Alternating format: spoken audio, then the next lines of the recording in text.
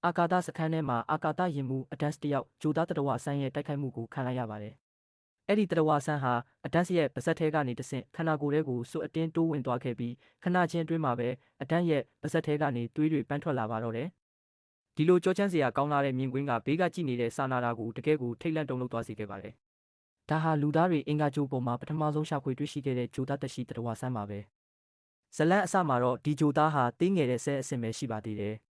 ဒါပေမဲ့ဇီဝဗေဒပညာရှင်ဒဲရီကသူ့ကိုအောင်မြင်စွာနှိုးလိုက်နိုင်တဲ့နောက်မှာတော့ကလပ်စီအများပြားပါတဲ့သက်ရှိအဖြစ်လင်းလင်းမြန်မြန်ကြီးထွားလာခဲ့ပါတယ်။လူတွေကသူ့ကိုကယ်ဗင်လို့နာမည်ပေးခဲ့ပြီးသူတည်တနာလုပ်ဖို့အတွက်အာကာသစခန်းထဲမှာထားခဲ့ကြတာပါ။ဒါပေမဲ့စက်ပစ္စည်းချို့ယွင်းမှုတစ်ခုကြောင့်ကယ်ဗင်ဟာအိတ်ဆက်ချင်းမုတ်ထဲရောက်သွားခဲ့ပါတယ်။ဒဲရီကသူ့ကိုလျှက်စစ်တုံးနဲ့တိုးပြီးပြန်နှုတ်ဖို့ကြိုးစားခဲ့ပေမဲ့နိုးလာတဲ့ကယ်ဗင်ဟာဒဲရီရဲ့ညာဘက်လက်ကိုရုတ်တရက်အတင်းပတ်ပတ်လဲညှစ်ချေဖြစ်ပါတော့တယ်။ဒဲရီဘလို့မှယုံလို့မရခဲ့ပါဘူး။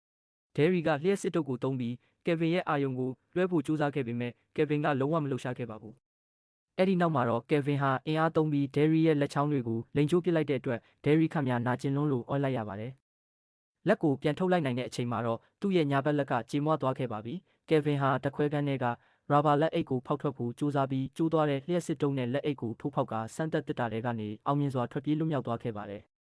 တခွဲခန်းထဲလမ်းလျှောက်လာတဲ့ကယ်ဗင်ဟာတခွဲခန်းသုံးကြွက်လေးတစ်ကောင်ကိုတွားထိတဲ့အခါကြွက်ကပြန်ကိုက်ခဲ့ပါတယ်။ဒါပေမဲ့ကယ်ဗင်ကကြွက်ကိုအတင်းတိုးပတ်ညှစ်ချေပြီးအရေးပြောအောင်လုပ်ကဝါမျိုးစားတောက်ပစ်လိုက်ပါတော့တယ်။ဒီအချိန်မှာအဒမ်စ်ကတခွဲခန်းထဲကိုအတင်းဝင်လာပြီးဒဲရီကိုကယ်တင်နိုင်ခဲ့ပေမဲ့အဒမ်စ်ကိုယ်တိုင်ကယ်ဗင်ရဲ့ပတ်သက်ခြင်းကိုခံလိုက်ရပါတယ်။ရေဘက်ကအာကာသစခန်းတစ်ခုလုံးရဲ့ဘေးကင်းလုံခြုံရေးအတွက်ဒီတတဝါဆန်းကိုလုံးဝအပြင်ပေးမထွက်နိုင်ဘူးဆိုပြီးတကားကိုအတင်းပိတ်ချလိုက်ပါတယ်။ထိတ်လန့်သွားတဲ့အဒမ်စ်ဟာတခွဲခန်းသုံးမီးမုတ်တနက်ကိုယူပြီးကယ်ဗင်ကိုမီးရှိတက်ဖို့ကြိုးစားခဲ့ပေမဲ့ကယ်ဗင်ရဲ့ပြန်လည်တိုက်ခိုက်မှုကြောင့်အဒမ်စ်ကိုယ်တိုင်ဝါမျိုးချင်းခံလိုက်ရပါတယ်။အဒမ်ရဲ့အလောင်းထဲကနေကယ်ဗင်ပြန်ထွက်လာတဲ့အချိန်မှာတော့သူ့ရဲ့အရွယ်စားကအရင်ကထက်ပိုပြီးကြီးထွားလာခဲ့ပါပြီ။အဲ့ဒီနောက်ကယ်ဗင်ဟာမီးဘေးကာကွယ်ရေးစနစ်ရဲ့ဟာကွက်တစ်ခုကိုအသုံးချပြီးတခွဲခန်းထဲကနေထွက်ပြေးသွားခဲ့ပါတယ်။ရုတ်တရက်ဆိုသလိုအာကာသစခန်းရဲ့ဆက်သွယ်ရေးစနစ်တစ်ခုလုံးပြတ်တောက်သွားခဲ့ပါတယ်။ဘားကတ်ကဆက်သွယ်ရေးပစ္စည်းတွေကိုပြင်ဖို့အတွက်အပြင်ဘက်ကိုထွက်ဖို့ဆုံးဖြတ်လိုက်ပါတယ်။မထင်မှတ်ပဲကယ်ဗင်ဟာလွတ်တင်ရေးပိုက်ထဲကနေပြန်ထွက်လာပြီးဘားကတ်ကိုလာရောက်ပတ်သက်ပါတော့တယ်။ဘားကတ်ကအာကာသဝစ်စုံထဲဝင်ဖို့ကြိုးစားခဲ့ပေမဲ့ကယ်ဗင်ကဘားကတ်ရဲ့ခြေထောက်ကိုအတင်းပတ်ထားတဲ့အတွက်အာကာသဝစ်စုံရဲ့အေးပေးစနစ်ပျက်စီးသွားပြီးအေးခံရည်တွေဟာဘားကတ်ရဲ့ခေါင်းဆောင်ထဲကိုတဖြည်းဖြည်းစိတ်ဝင်လာပါတော့တယ်။ဘားကတ်ကအာကာသယာဉ်ခန်းထဲကိုပြန်တက်ဖို့ကြိုးစားပေမဲ့အချိန်အများကြီးကုန်လိမ့်မယ်လို့တွေးမိတာကြောင့်လုံခြုံရေးကြိုးကိုဖြုတ်ပြီးအပေါက်စီကိုခုန်ချလိုက်ပါတယ်။ဘားကတ်ဟာအာကာသထဲလွှင့်မထွက်သွားအောင်တကားဝကိုအတင်းဆွဲထားခဲ့ပါတယ်။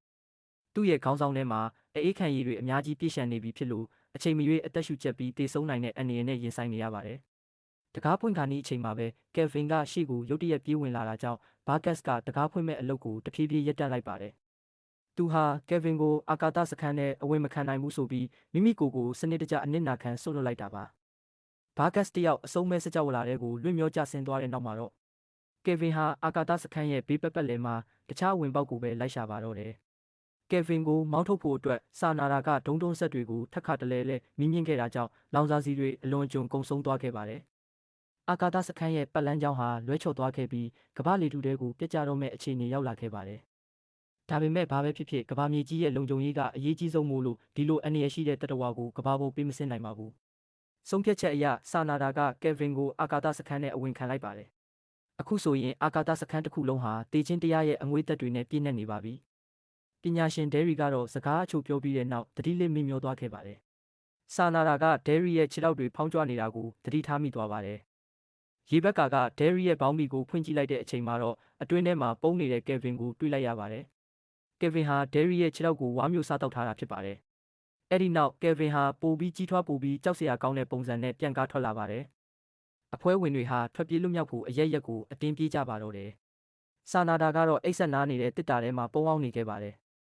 ကယ်ဗင်ကတော့အဲ့ဒီတစ်တာကိုပတ်လဲဝိုင်းပြီးအပေါက်ရှာနေခဲ့ပါတယ်။စာနာတာကသူ့ကိုကြည့်ပြီးအနက်ရှင်းဆုံး6ကန်းပါကြီးကိုစိုက်ကြည့်နေရတယ်လို့မျိုးတုံတုံရင်ရင်နဲ့ထိတ်လန့်နေခဲ့ပါတယ်။ကယ်ဗင်ကတစ်တာကိုအတင်းပတ်ပြီးဖျက်ဆီးဖို့ကြိုးစားပေမဲ့ရုတ်တရက်ဆိုသလိုပြန်ထွက်သွားခဲ့ပါတယ်။အကြောင်းကတော့တခြားတနေရာမှာဒဲရီရဲ့အလောင်းကတွေးထွက်နေတာကိုကယ်ဗင်ကတွေးညှိနှိုင်းရပြီးလိုက်သွားတာကြောင့်ပါ။ကယ်ဗင်သတိမထားမိခင်မှာပဲဒေးဗစ်ကထောင်ချောက်ဆင်ပြီးတကားကိုရုတ်တရက်ပိတ်ချလိုက်တဲ့အတွက်ကယ်ဗင်တယောက်ပိတ်မိသွားပါတော့တယ်။ဒီအချိန်မှာပဲအာကာသယာဉ်တစ်စင်းဟာအာကာသစခန်းစီကိုဥတီမောင်းနှင်လာခဲ့ပါတယ်။ကယ်ဆယ်ရေးအဖွဲ့ရောက်လာပြီလို့ထင်ရပေမဲ့ကန်ဆိုးတာကအဲ့ဒီအာကာသယာဉ်လာချိတ်မဲ့တကားဝါဟာ ကယ်ဗင်ပိတ်မိနေတဲ့နေရာဖြစ်နေပါတယ်။ဒေးဗစ်ကအာကာသယာဉ်ထဲကလူတွေကိုသတိပေးဖို့ကြိုးစားခဲ့ပေမဲ့ရေဘက်ကာကဒါဟာသူတို့ကိုလာကယ်တာမဟုတ်ဘူးလို့ပြောလိုက်ပါတယ်။လူမပါတဲ့အလိုအလျောက်မောင်းအာကာသယာဉ်ဖြစ်ပြီးအာကာသစခန်းထဲကိုဂျိုသားသက်ရှိတွေကျူးကျော်ဝင်ရောက်လာတဲ့အခါစခန်းတစ်ခုလုံးကိုအပြင်ဘက်လက်ကဘာပတ်လန်း outer space စီတွန်းထုတ်ပစ်မဲ့အလိုလျောက်ကာကွယ်ရေးစနစ်တာဖြစ်ပါတယ်။အိတ်ဆက်နားနေတဲ့တစ်တာထဲမှာပုံနေတဲ့စာနာတာကအပြင်ကိုကုန်းယုံထွက်လာပြီး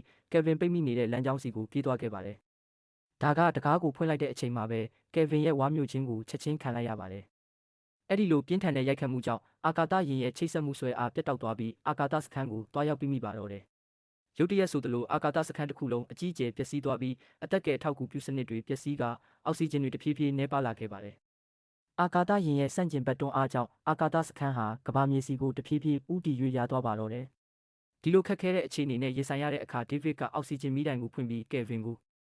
အောက်ဆီဂျင်နဲ့များကကယ်ဆယ်ရေးယာဉ်တွေကိုခေါ်ဆောင်သွားခဲ့ပါတယ်။ပြီးရင်တကားကိုချက်ချင်းပိတ်ချလိုက်ပါတယ်။ဒေးဗစ်ကကယ်ဗင်နဲ့အတူအပြင်ဘက်စကြဝဠာနက်ကြီးတွေကိုပြန်တန်းသွားဖို့ဆုံးဖြတ်လိုက်ပြီးသူ့ရဲ့အဖွဲဝင်ရေဘက်ကာကိုတော့ကြန့်ရှိတဲ့ဒဇင်းထဲသောကယ်ဆယ်ရေးယာဉ်ကိုစီးခိုင်းပြီးကမ္ဘာမြေစီပြန်လွှတ်လိုက်ပါတယ်။စကြဝဠာထဲမှာဆယ်ရေးယာဉ်နှစ်စင်းဟာဒဇင်းနဲ့ဒဇင်းလမ်းခွဲဖြတ်ကျော်ပြီးမတူညီတဲ့အရက်မျက်နှာတွေကိုပြန်တန်းသွားခဲ့ကြပါတယ်။ဒေးဗစ်ကတော့ကြောက်စရာကောင်းတဲ့ကယ်ဗင်နဲ့မျက်နှာချင်းဆိုင်ရင်ဆိုင်နေရပြီးသူ့ရဲ့ခေါင်းဆောင်ပြုတ်ထွက်သွားကခန္ဓာကိုယ်တစ်ခုလုံးကယ်ဗင်ရဲ့ဝါမျိုးချင်းကိုဖြည်းဖြည်းခံလိုက်ရရင်ဒေးဗစ်နဲ့ကယ်ဗင်ဟာအာကာသနက်ကြီးတွေကိုပြန်တန်းသွားခဲ့ပါတယ်။အခြားကယ်ဆယ်ရေးယာဉ်တစ်စင်းကတော့ကမ္ဘာလေထုကိုဖျက်ကျော်ပြီးပင်လယ်သမုဒ္ဒရာထဲကိုကျဆင်းသွားခဲ့ပါတယ်။အနီးနားကတန်ငါသည်တွေကလာရောက်ဝိုင်းကြည့်ကြတဲ့အခါအတွင်းထဲမှာထူးဆန်းတဲ့သတ္တဝါတစ်ကောင်ရှိနေတာကိုမြင်လိုက်ရပါတယ်။တကယ်တော့ကမ္ဘာမြေပြင်ကိုပြန်တန်းရမယ့်ကယ်ဆယ်ရေးယာဉ်စနစ်ကရုတ်တရက်ချို့ယွင်းသွားခဲ့ပြီးလမ်းကြောင်းပြောင်းကအာကာသထဲလွင့်မျောသွားခဲ့တာကရေဘက်ကစီးသွားတဲ့ယာဉ်ဖြစ်နေပါတယ်။ဒေးဗစ်ကကယ်ဗင်ကိုအာကာသထဲခေါ်သွားခြင်းခဲ့ပေမဲ့လက်ပတ်လာတဲ့ကယ်ဗင်ကဒေးဗစ်ရဲ့အကွက်ကိုကြိုမြင်ပြီးနောက်ဆုံးချိန်မှာကယ်ဆယ်ရေးယာဉ်ကိုကမ္ဘာမြေပေါ်ဆင်းသက်အောင်မောင်းနှင်ခဲ့တာဖြစ်ပါတယ်။ကယ်ဗင်ဟာကမ္ဘာပေါ်ကလူသားတွေအတွက်တကယ်ကိုအကြီးမားဆုံးချိန်ချောက်မှုကြီးဖြစ်လာခဲ့ပါတော့တယ်။ပညာရှင်ဒဲရီပြောခဲ့သလိုပါပဲကယ်ဗင်ဟာမကောင်းဆိုးဝါးကျူးကျော်သူတစ်ယောက်မဟုတ်ပါဘူး။သူဟာတက်ရှိတစ်ခုရဲ့ရှင်တန်လိုတဲ့ဗီဇအတိုင်းပဲလှုပ်ဆောင်ခဲ့တာပါ။ဒါပေမဲ့တကယ်လို့အဲ့ဒီဂျိုသားတရဝဆန်းတွေသာကဘာပေါ်မှာတကယ်ပေါ်လာခဲ့မယ်ဆိုရင်ငါတို့လူသားတွေအနေနဲ့ဘလို့စိတ်နေစိတ်ထားမျိုးနဲ့ရင်ဆိုင်ကြမလဲဆိုတာကတော့